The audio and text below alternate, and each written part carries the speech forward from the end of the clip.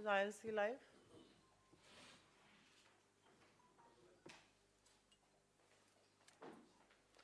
आप सबको हमारा नमस्कार।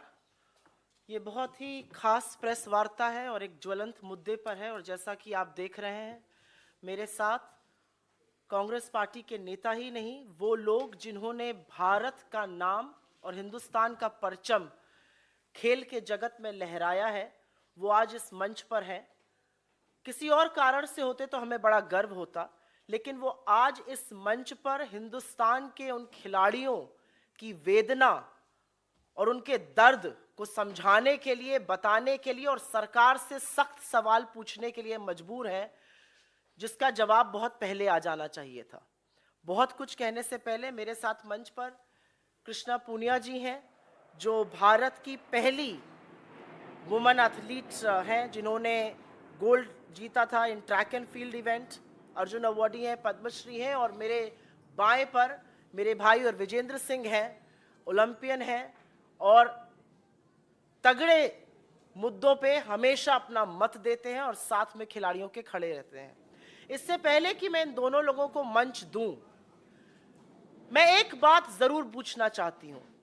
72 घंटे से ऊपर हो गए, और जिसको अंग्रेजी भाषा में अनप्रेसिडेंटेड कहा जाता है, ऐसा पहले कभी नहीं हुआ कि the most decorated athletes of Indian sports stars, जिनकी विश्व में जिन्होंने भारत का परचम लहराया, वो बेटियां जो शेरनियों की तरह दहाड़ती हैं दंगल में, कुश्ती की रिंग में, आज जंतर मंतर पर बैठकर जब उनकी आंखों से आंसू निकलता है, तो सरकार की यह खामोशी अपने आप में निंदनीय ही नहीं, अपने आप में और बहुत गंभीर और गहरे सवाल खड़ा करती है।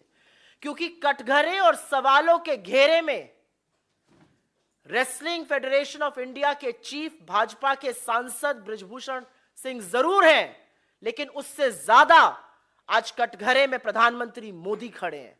और ये मैं बिना रीजन के नहीं बोल रही हूं, ये एक पैटर्न है।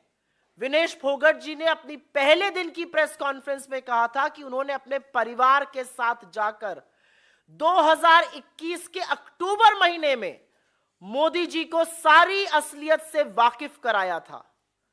उन्होंने सच बताया था और अपनी जान पर होने वाले हमले का अंदेशा भी जाहिर किया था, और मोदी जी ने कहा था नहीं नहीं तुम्हें कुछ नहीं होगा। 1.25 साल तक, और मोदी जी ने सार्वजनिक रूप से विनेश फोगट जी को अपनी बेटी कहा है कि तुम तो मेरी बेटी जैसी हो, मैं तुम्हारे सारे परिवार को जानता हूं।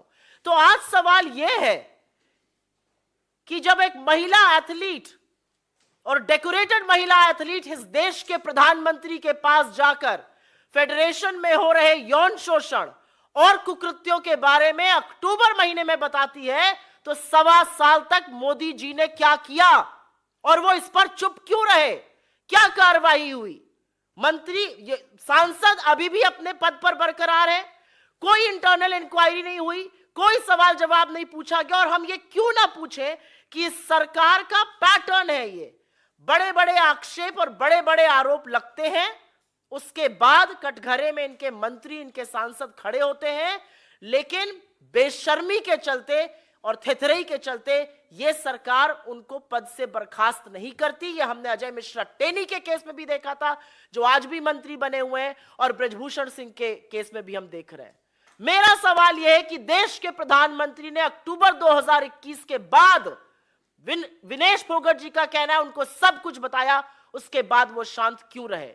जंतर मंतर पर बैठे हुए ये एथलीट्स, उनकी आंख के आंसू और इन लड़कियों का आज शायद लड़की होने पर भी अफसोस जताना बहुत बड़े सवाल खड़ा करता है।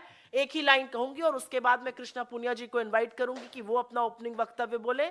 हमने अभी तक सरकार के एक नुमाइंदे से इन कुकृत्यों की निंदा नहीं सुनी, इसकी भर्त्सना नहीं सुनी। मेरी कोई आशा नहीं है कि इस देश की महिला और बाल विकास मंत्री, जो कि एक राहुल गांधी ट्रोल है, वो इस वाक्य पर एक भी शब्द बोलेंगी। भाजपा में कुलदीप सिंह सेंगर हुए, भाजपा में चिन्मय आनंद हुए, भाजपा में अंकिता ठाकुर का कातिल बैठा है, भाजपा में लखीमपुर चीरहरण के लोग बैठे हैं। ये क्या है भाजपा का चाल चरित्र और चेहरा?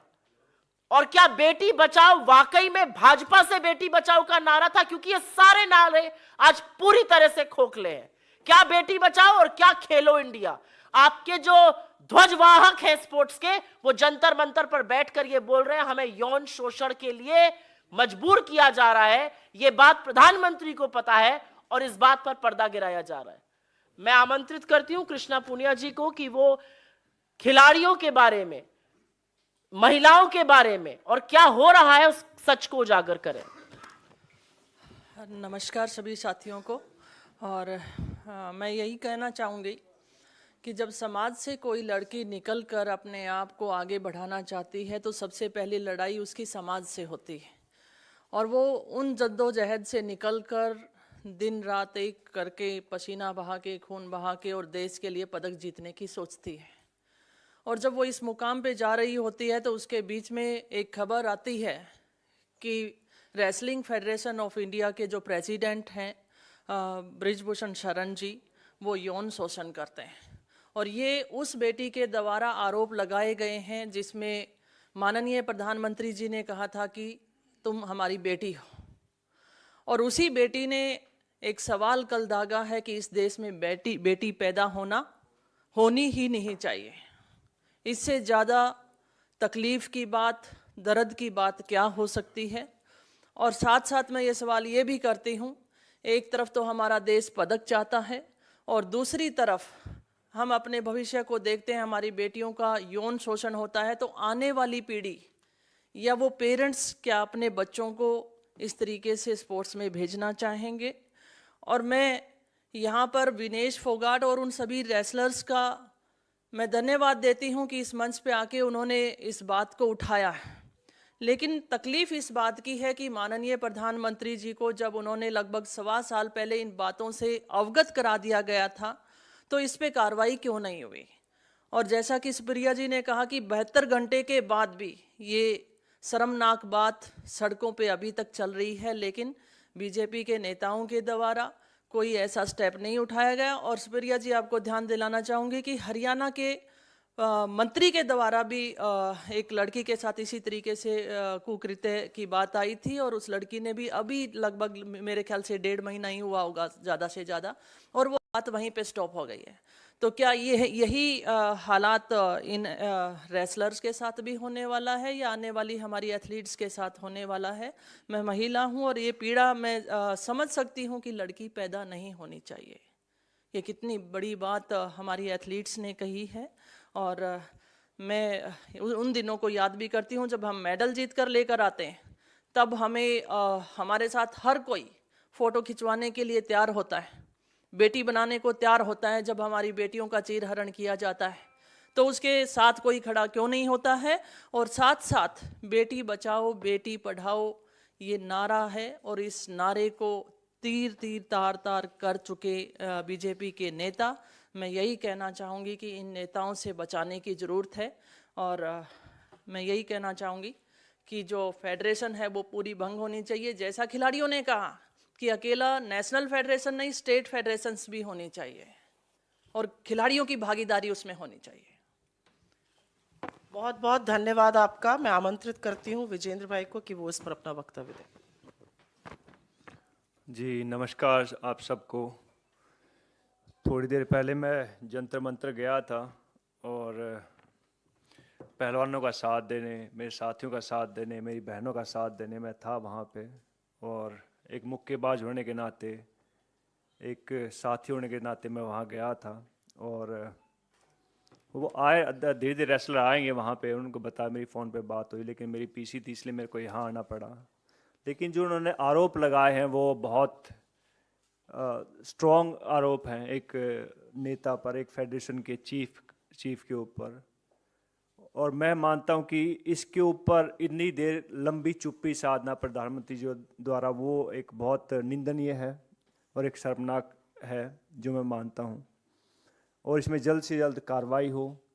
जो आरोप है बहुत संगीन है। एक भिवानी का, एक हरियाणा का लड़का होते हुए मैं ये मांग करता हूँ इसमें जल्द से जल्द कार्रवाई हो और आईपीसी की जो भी धारा लगती है उनके तहत इसके ऊपर एक्शन लिया जाए। Thank you. बहुत धन्यवाद। आपके जो भी सवाल हो उसका हम स्वागत करते हैं, लेकिन ये एक बड़ी बात है। और एक चीज आपकी जानकारी के लिए, आप हमारे व्यूअर्स के लिए, जो श्रोता हैं, जो देख रहे हैं, जो अखबार लिखेंगे, उनके लिए मैं बताना चाहती हूं कि ये गवर्नमेंट विद अ डिफरेंस थी। और डिफरेंस ये था कि जब बेटियों पर इस तरह के कुकृत्य होंगे, शोषण होगा, तो ये सरकार अपनी आंख पर पट्टी बांध लेगी। ये सरकार कहती थी हमें इंटरफेरेंस पॉलिटिकल नहीं चाहिए। बैडमिंटन फेडरेशन ऑफ इंडिया के हेड कौन है? Himanta Biswa Sarma. Rifle federation of India के हेड कौन है? रनिंदर सिंह, बीजेपी के। आर्चरी के अर्जुन मुंडा जी। क्रिकेट के तो खैर आपको पता ही है, पुत्र जय शाह जी बैठे हुए हैं वहां पर। हॉकी के दिलीप तुकरी जी। और टेबल टेनिस ऑफ इंडिया की जो फेडरेशन की हेड है, वो हरियाणा के उप मुख्यमंत्री दुष्यंत चौटाला जी की पत्नी मेघना चौटाला जी हैं। तो ये जो लोग बात करते थे पॉलिटिकल इंटरफेरेंस की, मिनिमम गवर्नमेंट मैक्सिमम गवर्नेंस की, उनके कुछ नाम मैंने आपको गिना दिए हैं। रेसलिंग फेडरेशन में जो हो रहा है, इससे सबको सबक सीखना चाहिए कि, और जैसा कि दोनों खिलाड़ियों ने कहा, ये सिर्फ यहां पे विशुद्ध हम राजनीतिक बात नहीं कर रहे। दो खिलाड़ी आपको बता रहे हैं कि कितना मुश्किल होता है खिलाड़ी के लिए लड़ना समाज से, परिवार से। सोचिए उन माँ बाप को जिनको आज अपनी बेटियों को स्पोर्ट्स में भेजना है, वो कितने आशंकित होंगे और क्या उनके मन पर बीत रही होगी। आपके कोई सवाल हो तो उसका स्वागत है। सुवो मोटो प्लीज। आप दोनों लोग बड़े खिलाड़ी हैं देश के, क्या आपको लगता है कि जो खेलों के मुखिया होते हैं वो नेताओं को नहीं होना चाहिए, उसकी जगह खिलाड़ियों को जिम्मेदारी दी जानी चाहिए इस देश में? दोनों लोगों से आंसर करा। हाँ, मैं आपकी बात का समर्थन करती हूँ। खिलाड़ी अगर एसोसिएशंस में होंगे तो खिलाड़ी की प्रॉब्लम्स को अच्छे से समझ सकते हैं, और जो एथलीट्स की पार्टिसिपेशन इसमें ज़्यादा रहेगी तो उसमें और ज़्यादा बेहतर होने के चांसेस ज़्यादा रहेंगे। और बहुत ज़रूरी है, बिकॉज एक खिलाड़ी की भावना को समझ सकता है, और खिलाड़ी इस फेडरेशन में आएंगे, इसका हिस्सा बनेंगे। बिकॉज एक तरह से ढोंग तो किया गया था, कई बॉक्सरों को भी इस फेडरेशन का एक उसमें बनाया गया था हिस्सा, लेकिन उनको कभी भी इस मीटिंग में नहीं बुलाया गया। जैसे बॉक्सिंग की मैं बात करूँ तो बहुत सारे लड़कों ने बताया कि भाई साहब हम भी हिस्सा थे उस बॉक्सिंग फेडरेशन का, लेकिन हमें कभी किसी मीटिंग में नहीं बुलाया जाता। तो अगर कोई खिलाड़ी अगर किसी उस फेडरेशन का हिस्सा होता है तो बहुत अच्छी बात है, और ये होना चाहिए। पर हम कहाँ मार खाते आप सबको मालूम है। जी, राहुल गांधी ने जब यूपीए की सरकार थी, कोशिश करी कि अजय माकन ने जो स्पोर्ट्स मिनिस्टर थे उनके जरिए कि खेलों से नेता बाहर हो जाए और खिलाड़ियों को ही कमान दी जाए, लेकिन कांग्रेस पार्टी के अलावा सहयोगी दल भी नहीं माने और वो बात पूरी नहीं हो पाई। अजय माकन का जो बिल था, कोशिश की, वो नाकामयाब रही। तो क्या आज कांग्रेस पार्टी को लगता है कि मोदी सरकार के पास पूरा बहुमत है, आप लोग समर्थन देने को तैयार है कि नेता खेल संघों से बाहर हो और खिलाड़ी कमान संभाले? हम समर्थन तब भी देने को तैयार थे, और आपका बिल्कुल कहना सच है कि ना सिर्फ हमारे घटक दल बल्कि एक राजनीतिक रूप से इससे आम सहमति नहीं बन सकी थी तब। लेकिन आप बिल्कुल सही कह रहे हैं, आपके पास प्रचंड बहुमत है, आपका मन आता है, आप सुबह उठते हैं और आपको लगता है कि लॉ बन जाना चाहिए, आप लॉ ऑर्डिनेंस से बना देते हैं और अध्यादेश से वो पारित होकर कानून बन जाता है। लेकिन मैंने तो आपको फेडरेशन, रेसलिंग फेडरेशन तो छोड़ दीजिए, मैंने तो आपको हिंदुस्तान की तमामों स्पोर्ट्स फेडरेशन, चाहे वो बैडमिंटन हो, चाहे वो टेबल टेनिस हो, चाहे वो हॉकी हो, क्रिकेट हो, आर्चरी हो, राइफल हो, मैंने तो आपको सबके नाम गिना दिए, और इस सब पर भाजपा के नेता बैठे हुए हैं। तो डिफरेंस क्या है? और पॉलिटिकल सहमति इस पर बननी चाहिए, ये एक अलग डिबेट है। लेकिन जो आज का मुद्दा है वो बहुत बड़ा मुद्दा है। आपकी बात सही है, इस पर डिबेट होना चाहिए। पॉलिटिकल इंटरफेरेंस जितनी कम हो अच्छी बात रहेगी, लेकिन आज का डिबेट बहुत बड़ा डिबेट है। ये हिंदुस्तान में पहले कभी नहीं हुआ है। ये ओलंपियंस हैं, ये गोल्ड मेडलिस्ट है, और ये बाहर आकर कह रहे हैं हमें यौन शोषण के लिए मजबूर किया जा रहा है, और इस बात की सजा तो मिलनी ही चाहिए। इस बात से अवगत देश में सर्वोच्च पद पर बैठे हुए प्रधानमंत्री जी 1.25 साल से हैं, और बृजभूषण सिंह अभी भी अपने पद पर बने हुए हैं और अभी भी प्रेस कॉन्फ्रेंस कर रहे हैं। मतलब मुझे समझ में नहीं आता है कि बेशर्मी की और असंवेदनशीलता की कोई हद है सरकार में। आपने अजय मिश्रा, नैतिकता कहां है? नैतिक धुरी ये कहती है आपका नाम आया और ऐसे आक्षेप में आया, आपको तुरंत रिजाइन कर देना चाहिए। लेकिन नैतिकता तो सर्वोच्च पद की भी पूछी जाएगी ना। आज जब विनेश फोगाट ने बोला कि मैंने प्रधानमंत्री को अक्टूबर 2021 में इस मामले से अवगत कराया था, तो मेरा सिर्फ एक सवाल है, मोदी जी ने क्या किया? क्यों आंख पर पट्टी डाले वो आज बैठे रहे कि ये खिलाड़ी सड़क पर सार्वजनिक रूप से उतरने को मजबूर हुए हैं और आज कुछ मीटिंग्स करी जा रही हैं।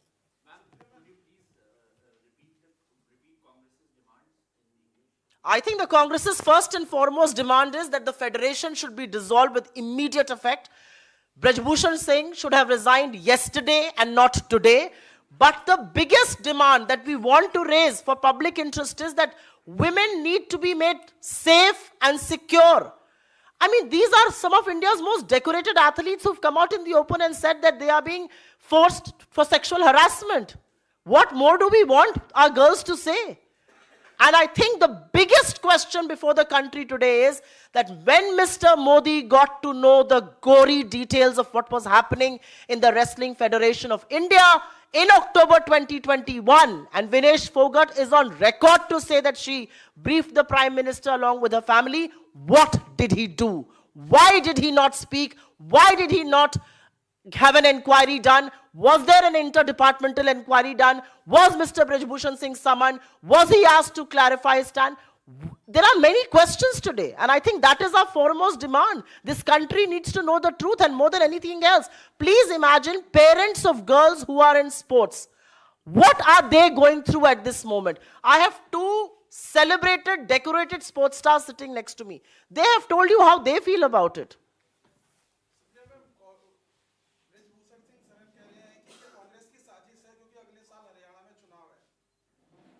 आपको लगता है कि हिंदुस्तान की वो ध्वजवाहक, वो सेलिब्रेटेड एथलीट्स जो गोल्ड जीतते हैं, वो हमारी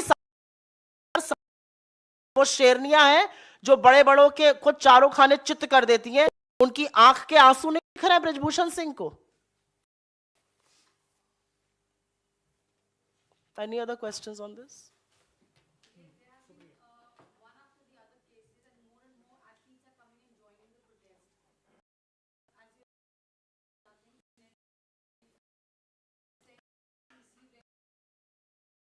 I think more than anything, the size of this government, not one spokesperson. Spokespersons, by the way, withdrawn from television. No BJP spokesperson is coming for a debate on this very issue. No BJP supporter is speaking on this. Not a single minister has put up a word condemning this incident. You have India's most celebrated sports stars sitting. It is more than anything else. The institutions that are meant, what are they doing? NCW बोलना नहीं पड़ा, tweet कर दीजिए अगर BJP तो वो लपक के आज कहां और क्यों नहीं कंप्लेन मोटर्स का? मुझे ऐसा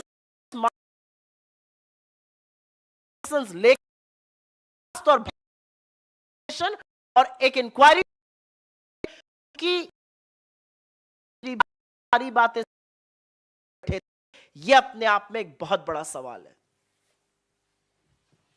थैंक यू।